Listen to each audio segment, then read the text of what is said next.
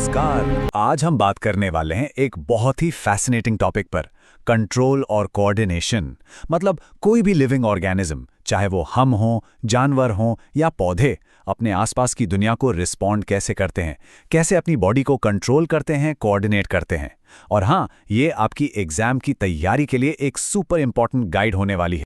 तो आज हम क्या क्या कवर करने वाले हैं? सबसे पहले देखेंगे कि आखिर जीवों को कंट्रोल की ज़रूरत ही क्यों है। फिर बात करेंगे एनिमल नर्वस सिस्टम की, हमारे दिमाग की, जो कि कमांड सेंटर है। और फिर देखेंगे कि पौधे कैसे कोऑर्डिनेट करते हैं। इसके बाद हम हार्मोन्स यानी केमिकल मैसेंजर्स पर आएंगे और आखिर में नर्वस और हार्मोनल सिस्टम को कंपेयर करेंगे। तो एक पूरा रोड मैप तैयार है। चलिए शुरू करते हैं। तो चलिए सबसे पहले और सबसे बुनियादी सवाल से शुरू करते हैं। आखिर कंट्रोल और कोऑर्डिनेशन की जरूरत है ही क्यों?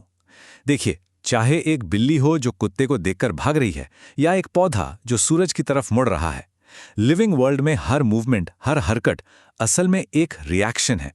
यह एनवायरनमेंट में हो रहे बदलावों का जवाब है। और ये जवाब क्यों दिया जाता है? अपनी सुरक्षा के लिए, किसी फायदे के लिए, या बस जिंदा रहने के लिए? तो सोचिए जरा इस बारे में। एक बिल्ली जो कुत्ते से डरकर भाग रही है और एक पौधा जो सूरज की रोशनी पाने के लिए उसकी तरफ बढ़ रहा है। इन दोनों में कॉमन क्या है? सुनने में तो बिल्कुल अलग लगते हैं ना, है ना? पर असल में दोनों एक ही काम कर रहे हैं। वो अपने आसपास के माहौल, अपने एनवायरनमेंट को सेंस कर रहे हैं और उस पर रिएक्ट कर रहे हैं। और बस यही कॉमन थ्रेड है जो हमें बताता है कि हर लिविंग ऑर्गेनिज्म को एक कंट्रोल और कोऑर्डिनेशन सिस्टम की जरूरत होती है। तो चलिए अब बात करते हैं एनिमल्स में इस सिस्टम की। और सबसे पहले आता है द नर्वस सिस्टम। आप इसे बॉडी का हाई स्पीड इलेक्ट्रिकल नेटवर्क समझ सकते हैं। मतलब एक ऐसा कम्युनिकेशन सिस्टम जो बिजली की तेजी से काम करता है। अब ये जो पूरा नेटवर्क है ना, इसकी सबसे छोटी लेकिन सबसे जरूरी यूनिट है न्यूरॉन। ये एक खास तरह का सेल है जिसका काम है नर्व इम्पल्स को, मतलब मैसेजेस को, एक जगह से दूसरी जगह पहुंचाना। सोचिए ये बॉडी के अंदर डेटा केबल्स की तरह हैं जिनमें इलेक्ट्रिकल सिग्नल्स दौड़ते हैं। और हाँ, एग्जाम पॉइंट ऑफ व्यू से न्यूरॉन की डेफिनेशन और इसका फंक्शन, ये दोनों ही बहुत जरूरी है। अच्छा, तो ये सिग्नल एक न्यूरॉन से दूसरे तक जाता कैसे है? ये प्रोसेस बड़ा इंटरेस्टिंग है। देखिए, सबसे पहले इंफॉर्मेशन आती है डेंड्राइट पर।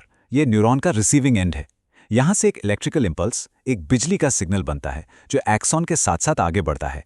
जब ये सिग्नल एक्सॉन के आखिर में पहुंचता है तो वहां ये कुछ केमिकल्स को रिलीज करता है।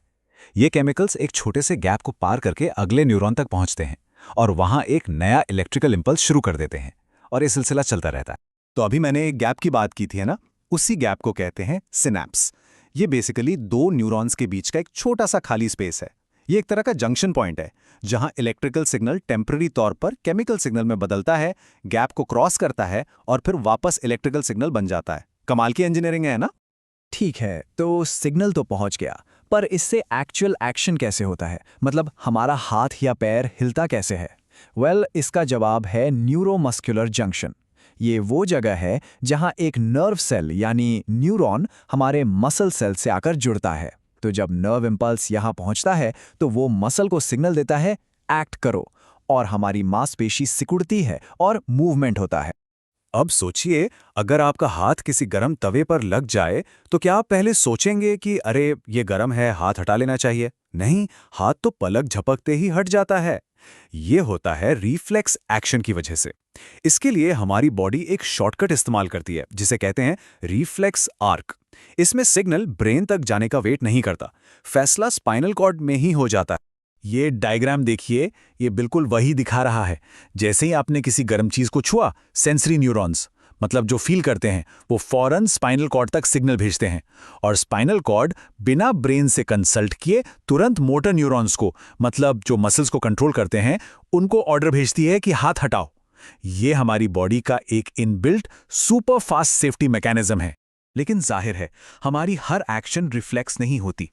बहुत सारे काम हम सोच समझ कर करते हैं और इन सभी कॉम्प्लेक्स कामों के लिए हमारे पास एक सेंट्रल कमांड है, हमारा ब्रेन। ये बॉडी का मेन कोऑर्डिनेटिंग सेंटर है। तो इसके फंक्शंस को समझने से पहले आइए एक नज़र डालते हैं ब्रेन के स्ट्रक्चर पर। जैसा कि आप देख सकते हैं, ये कई हिस्सों में बटा हुआ है और हर हिस्से का अपना एक स्पेसिफिक रोल है। हाँ, तो ये टेबल एग्जाम के लिए काफ़ी ज़रूरी है, इसको ज़रूर ध्यान में रखिएगा। देखिए, जो फोरब्रेन है वो हमारा मेन थिंकिंग पार्ट है। हम जो भी सोचते हैं, देखते हैं, सुनते हैं, वो सब यहीं प्रोसेस होता है। फिर आता है मिड ब्रेन, जो हमारे इनवॉलंटरी एक्शंस को कंट्रोल करता है, जैसे आंखों की पुतली का साइज बदलना। और आखिर में है हिंड ब्रेन। इसमें मेडुला होता है जो ब्लड प्रेशर, सांस लेना जैसी चीजें संभालता है, और सेरिबेलम जो बॉडी का बैलेंस और पोस्चर मेंटेन करता है। जैसे जब आप साइकिल चलाते हैं तो सेरिबेलम ही आपको गिरने से बचाता है। अच्छा, जानवरों की बात तो हो गई। अब चलते हैं पौधों की दुनिया में। जरा सोचिए, पौधों के पास तो नर्वस सिस्टम नहीं होता, ना ही मसल्स होती हैं, तो फिर वो कैसे रिस्पॉन्ड करते हैं? वो कंट्रोल और कोऑर्डिनेशन कैसे करते हैं?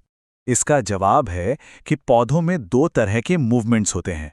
एक होता है ग्रोथ इंडिपेंडेंट, मतलब जिसका ग्रोथ से लेना देना नहीं है।